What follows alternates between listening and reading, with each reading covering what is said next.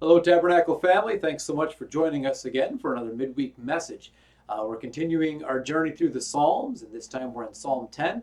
If you were with us last week, we learned that Psalm 9 and 10 kind of go together a little bit, although the way in which they describe and encounter suffering is so different. Psalm 9 was almost triumphal in the way that it proceeds, and then Psalm 10 is stark. In fact, it's one of the few Psalms, at least in this first book of Psalms, that doesn't even have a heading. It just opens with this timeless question: why, O Lord, do you stand far away? Let that question sit on you for a minute. Maybe the way that you have said it or have heard it said maybe sounds a little bit like this: why does God, if he's so good, allow bad things to happen to good people? It's an age-old question. There are a variety of ways that you can approach this question, some of which are very detailed apologetically, some of which are something of a theodicy. This psalm doesn't really partake in that kind of line for line apologetic reasoning. It's a little bit more intuitive in the way that it moves. As far as an outline of the psalm, really, verse 1 is its own question, and it stands right there for you. Verses 2 and following are this description of the wicked, and then it begins to transition from verse 12 and goes from there. I thought maybe what we would do is allow the Bible to describe what life is like a little bit. If you were to go to 2 Kings, you might remember this horrifically wicked king in the northern kingdom called Ahab.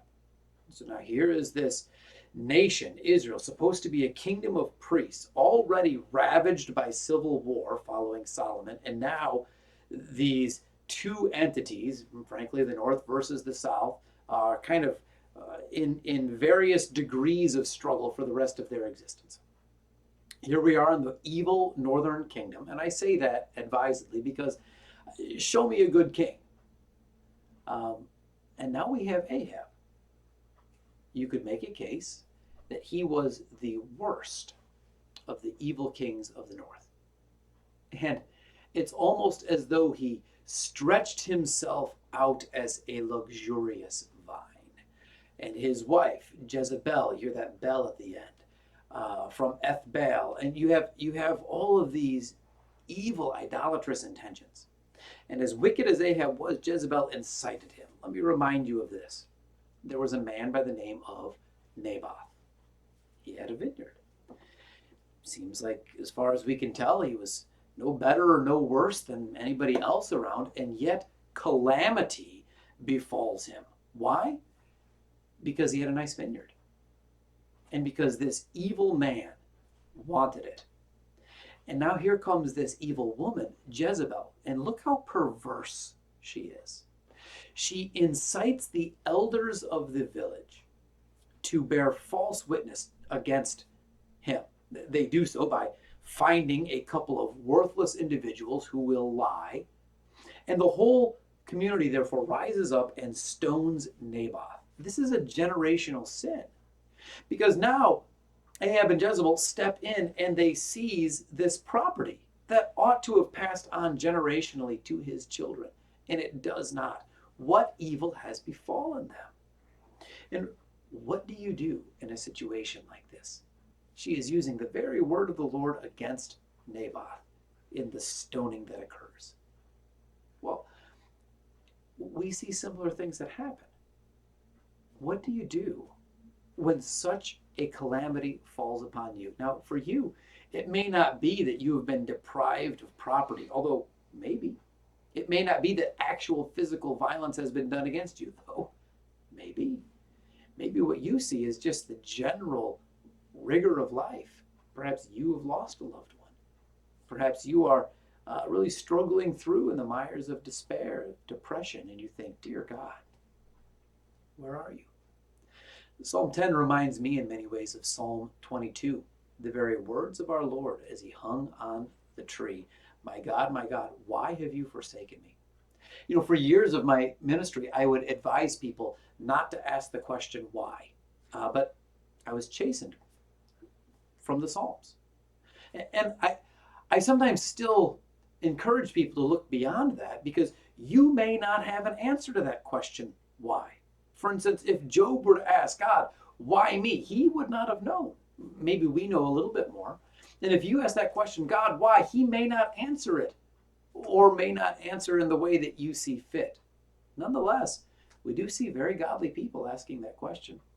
And so if your soul cries out, why? You'll find company with the author of this psalm. Why, O Lord, do you stand far away? Why do you hide yourself in times of trouble? That word trouble right there, it's so rare. It's barely ever used in the Old Testament. But it is used both here, once in Jeremiah, and also in the psalm we just read. Look at Psalm 9, verse 9. It says this, the Lord is a stronghold for the oppressed, a stronghold in times of trouble. There's that word. You could translate that drought. Again, Psalm 1 comes to mind. He shall be like a tree planted by the rivers of water, brings forth its fruit in its season, its leaf also will not wither. Whatever he does, you know this psalm. And yet, here's this psalmist, and he says, Lord, you've told me I'll be like a tree planted by the rivers of water, but here I am in times of drought, in times of trouble. I don't feel the irrigated streams. And then he just breaks off. And he begins to describe verses 2 and following the wicked. And you'll find that there's two sections. The first goes through verse 6, he says in his heart, and the second goes through verse 11, which again says, he says in his heart. We'll call this arrogance and aggressiveness. Here's arrogance. In arrogance, the wicked hotly pursue the poor. Let them be caught in the schemes they have devised. Do you remember that from the last psalm as well, that people fall into the pit that they dig? There is much truth in that. Let them be caught. Verse 3, for the wicked boasts of the desires of his soul. Catch that phrase. It's not even as though the wicked thinks of his own scheming and recognizes the evil thereof and seeks to hide it. That happens at times. This is so strident that he takes the evil in his heart and says, let me call this evil good. We see this all over the place. We see this sometimes in movies that are made about Wall Street. You have this idea that greed is good. This notion that greed will save us. This idea that all of life is built on this premise called greed, and we call it good. Lord have mercy. It happens with our sexual desires, that we see some inordinate sexual desire, and rather than saying, let me curtail these desires for the good of my soul and the good of those that I would seduce with me, for the benefit of society and the honor of my God. Rather we say, with great pride, I will call my illicit sexual desire good. And those verses in Scripture which so clearly detail the wrongness of my heart, I will say, that was not for me. That's something that maybe we've learned a little bit better than as history has proceeded. It's chronological snobbery, to borrow a phrase from C.S. Lewis, where we say, whatever we're doing right now, that's good, and we'll redefine history in light of it. In what way have you taken your own desires and rationalized it to such a degree that you now see that as being good? Maybe you've taken your anger and you've said, no. I just have such a righteous indignation. And I have this gift of just calling a spade a spade. I won't stand for hypocrisy, right? And here you are calling your evil good. Be careful about that. Be careful. Or maybe you, on the other hand, would never hurt a fly, right? And so rather than rebuking that which is sinful, you'll just say, oh, I'm so merciful. We all do it. Be careful. But this wicked person boasts in the desires of his soul. The one greedy for gain curses and renounces the Lord. In the pride of his face, the wicked does not see him. All his thoughts are, there is no God. Isn't it interesting how this allegedly righteous person at the beginning of Psalm 10 forgets God? And yet he has this in common with the wicked. The wicked forgets God. Notice how this plays, in that those who forget God are indeed wicked. Be careful, you who claim God does not see. You may have more in keeping with the wicked than the righteous.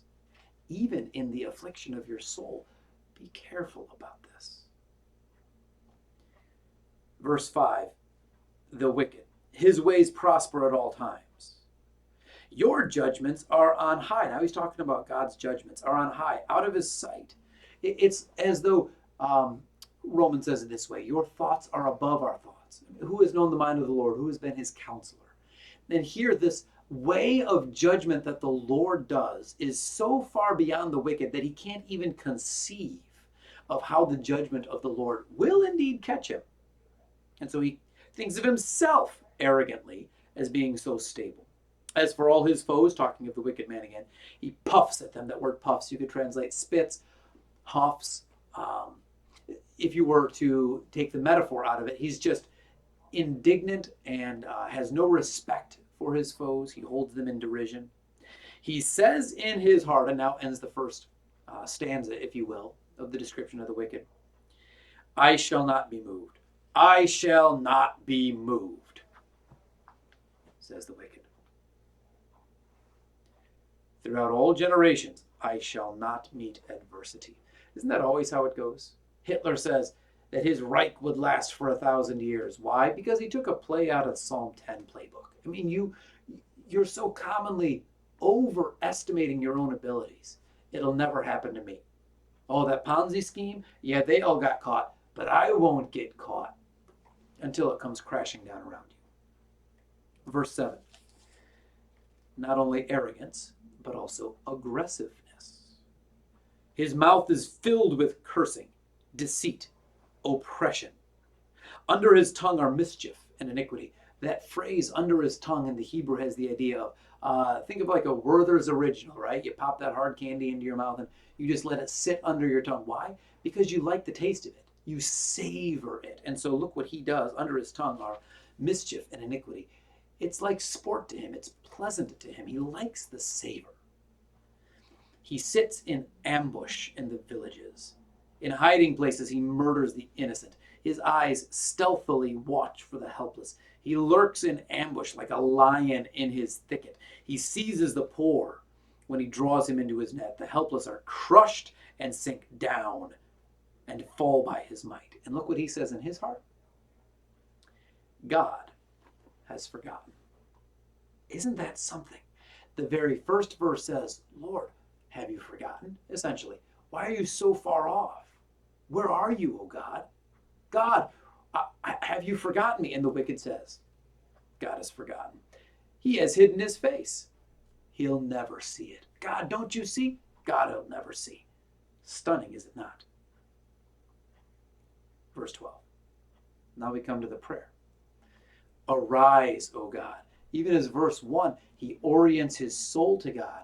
Now in verse 12, he's petitioning God again, the words from Numbers. Arise, O Lord. This, what you would say every morning as you set out.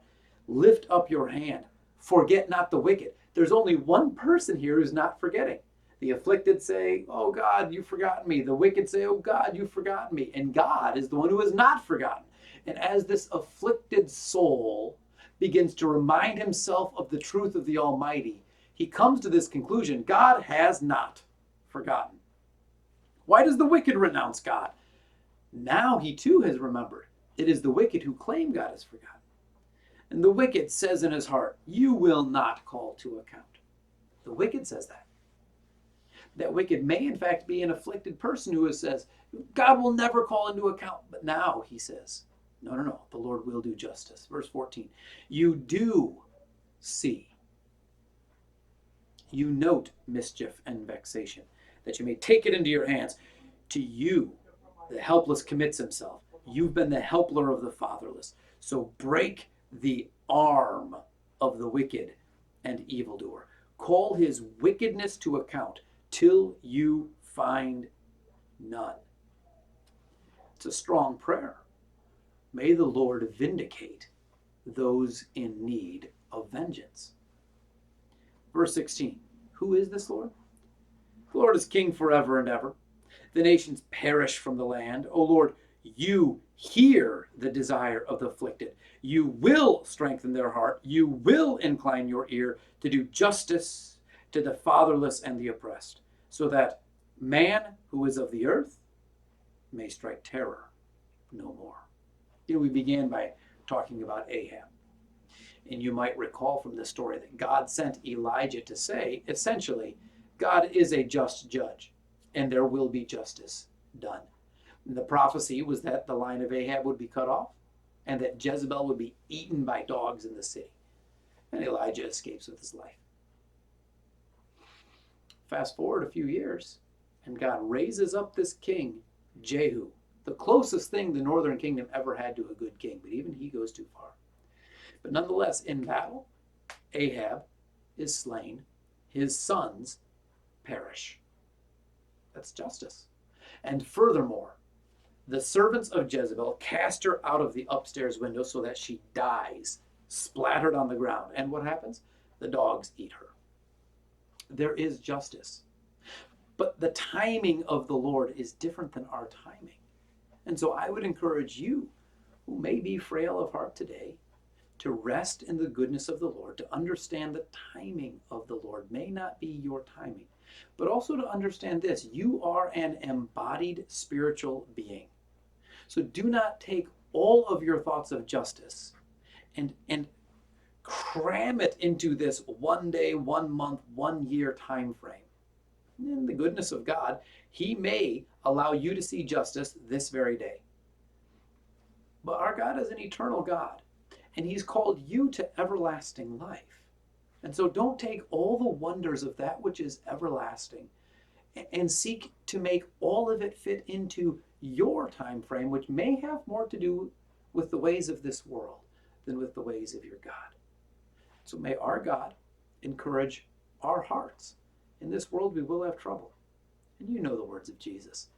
Be of good cheer. I have overcome the world.